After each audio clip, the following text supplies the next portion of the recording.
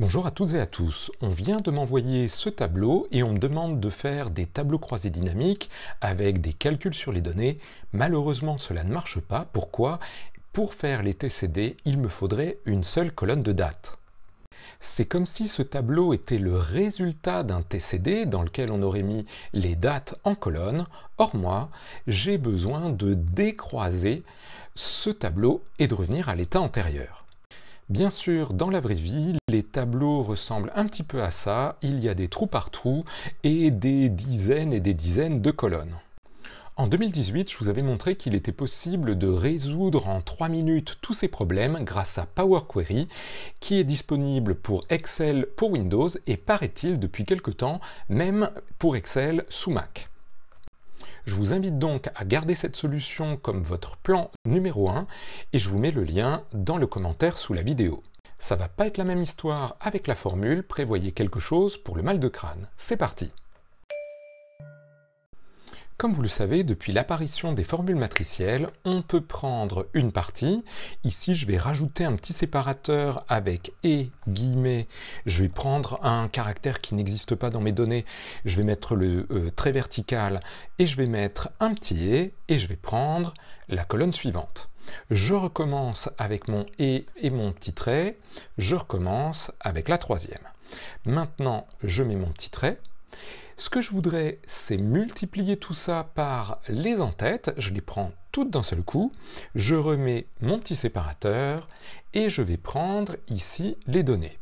J'appuie sur Entrée et j'obtiens une sorte de gloubi-boulga, mais ne vous laissez pas avoir, espacez un petit peu les colonnes, vous voyez bien qu'on a exactement ce qu'on voudrait, la zone, le pays, le type, la date, bon, on a perdu le format, mais on essaiera de s'y retrouver plus tard, et la valeur. Et on a pour chacune des cellules quelque chose comme ça. Il sera donc facile tout à l'heure de redécouper les colonnes avec le petit séparateur vertical. Par contre, il me faudrait un petit séparateur pour, à la fin de chaque cellule, passer à la ligne du dessous. Pour faire ça, je vais tout simplement me mettre dans la formule et à la fin, je vais rajouter et guillemets et un petit caractère qui n'est pas utilisé, par exemple le souligner, de manière à avoir quelque chose qui me permettra de découper de ligne en ligne. Mais avant de pouvoir appliquer la formule qui découpe tout ça, j'ai besoin d'en faire une seule cellule de texte et je vais donc utiliser concat autour. Vous allez voir le résultat, une grande ligne que l'on va pouvoir découper en colonnes et en lignes. J'applique donc autour de tout cela la formule fractionner texte et je vais découper mon texte comment? En utilisant, première partie, le séparateur vertical pour découper les colonnes, point virgule, et maintenant, quel est le délimiteur de ligne? Eh bien, c'est mon petit souligné. Je ferme la parenthèse et j'obtiens bien un tableau qui est découpé en plusieurs colonnes. J'ai donc décroisé mes données. Maintenant, il reste quelques petits soucis. Le premier, c'est que la colonne des dates et la colonne des nombres sont du texte puisqu'on a utilisé fractionner texte et que malheureusement, je ne peux pas appliquer un format de date à ces cellules. Rien ne se passe. Il faut donc que je trouve une autre solution.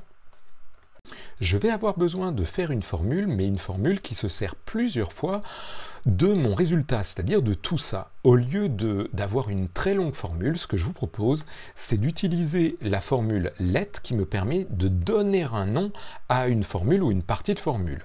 Je vais appeler tout ça A, point virgule, je vais mettre la formule, tout ça, ça s'appellera A, et maintenant, je vais pouvoir m'en servir pour faire des calculs. Point virgule, si vous voulez que je vous montre, si j'affichais juste A, eh bien, ça donnerait exactement ça, puisque rien n'a changé. Maintenant, quelle formule va me permettre de mettre un format de date et de nombre à ces données? Je remercie vivement Rory sur Stack Overflow qui m'a donné une solution très élégante à ce problème. Je vais utiliser tout simplement un si erreur qui va être appliqué. Je vais donc prendre chacune de mes colonnes et je vais lui ajouter 0. Évidemment, Sur les colonnes de texte, si on fait un ajout, cela va donner une erreur. Il ne faudra donc pas que je fasse plus 0. Dans ce cas-là, s'il y a une erreur, eh bien je prends tout simplement A, c'est-à-dire le texte qui était donné. Pour les autres, la date, les nombres, si j'ajoute 0, cela ne changera rien et cela ne donnera pas d'erreur puisque ce sont des chiffres.